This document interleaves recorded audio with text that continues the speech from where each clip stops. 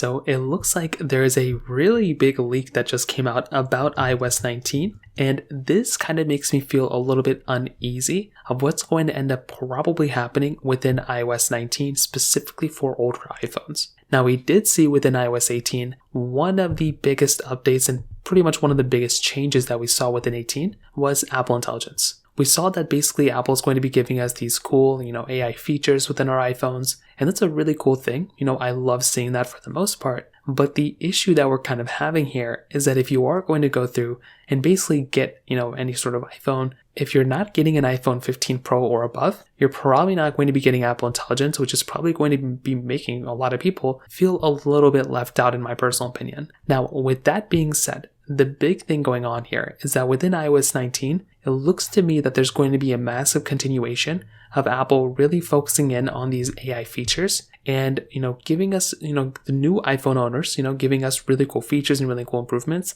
But for the oldest supported iPhone, or even the last 3 or 4 generation of iPhones that aren't the 15 Pro, if you're getting an iPhone 11 or 12 or 13 or 14, you might not, be getting a big update on iOS 19 when compared to basically, even iOS 18. Now, typically the newest iPhones will give you the most amount of features, but when it's this big of a feature like iOS 19 is, if it's really focusing in on AI stuff and these iPhones aren't supporting it, a lot of iPhone users are going to feel left out and they're probably going to go and upgrade. But it is a pretty interesting thing going on here. It's kind of bad news for old iPhones. So this new particular leak was basically saying that Apple is developing a new LLM Siri for iOS 19 and macOS 16. Now, I don't know if this is a particular, update for Apple Intelligence, but when I saw that, I was like, okay, there's a pretty high likelihood where Apple's going to go through and they're really going to go through and try to focus in on Apple Intelligence and refine that even more, because they saw pretty much big success with it when iOS 18 came out. And I think they're going to go through and just continue it as always.